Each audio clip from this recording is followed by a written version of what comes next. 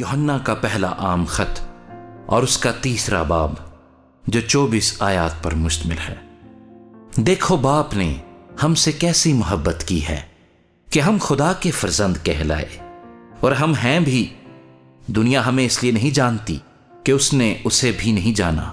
عزیزو، ہم اس وقت خدا کے فرزند ہیں، اور ابھی تک یہ ظاہر نہیں ہوا کہ ہم کیا کچھ ہوں گے۔ اتنا جانتے ہیں کہ جب وہ ظاہر ہوگا تو ہم بھی اس کی مانند ہوں گے، کیونکہ اس کو ویسا ہی دیکھیں گے جیسا وہ ہے۔ اور جو کوئی اس سے یہ امید رکھتا ہے اپنے آپ کو ویسا ہی پاک کرتا ہے جیسا وہ پاک ہے۔ جو کوئی گناہ کرتا ہے وہ شرع کی مخالفت کرتا ہے، اور گناہ شرع کی مخالفت ہی ہے۔ اور تم جانتے ہو کہ وہ اس لیے ظاہر ہوا تھا کہ گناہوں کو اٹھا لے جائے، اور اس کی ذات میں گناہ نہیں۔ جو کوئی اس میں قائم رہتا ہے وہ گناہ نہیں کرتا۔ جو کوئی گناہ کرتا ہے نہ اس نے اسے دیکھا ہے اور نہ جانا ہے۔ اے بچوں، کسی کے فریب میں نہ آنا۔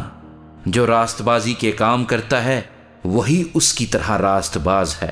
جو شخص گناہ کرتا ہے وہ ابلیس سے ہے، کیونکہ ابلیس شروع ہی سے گناہ کرتا رہا ہے۔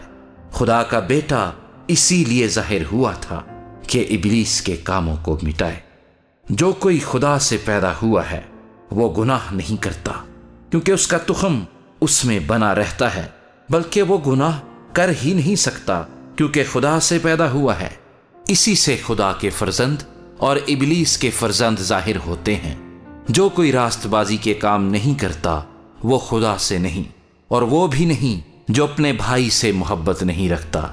کیونکہ جو پیغام تم نے شروع سے سنا وہ یہ ہے کہ ہم ایک دوسرے سے محبت رکھیں، اور قائن کی مانند نہ بنیں جو اس شریر سے تھا اور جس نے اپنے بھائی کو قتل کیا۔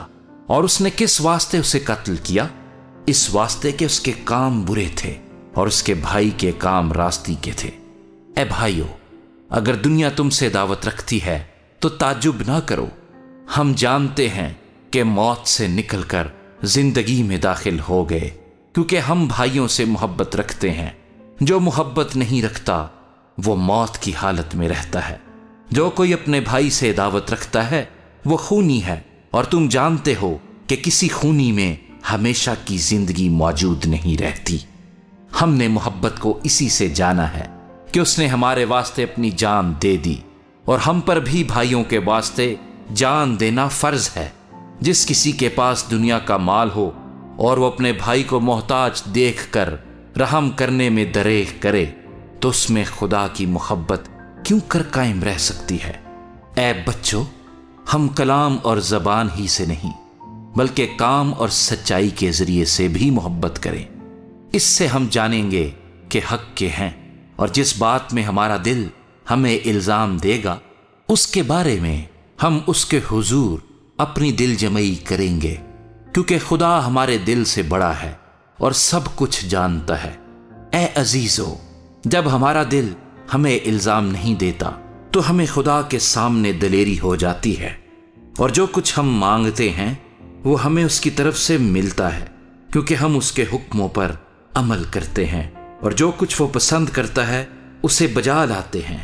اور اس کا حکم یہ ہے کہ ہم اس کے بیٹے یسوع مسیح کے نام پر ایمان لائیں، اور جیسا اس نے ہمیں حکم دیا اس کے موافق آپس میں محبت رکھیں۔ اور جو اس کے حکموں پر عمل کرتا ہے وہ اس میں اور اس میں قائم رہتا ہے، اور اسی سے یعنی اس روح سے جو اس نے ہمیں دیا ہے ہم جانتے ہیں کہ وہ ہم میں قائم رہتا ہے۔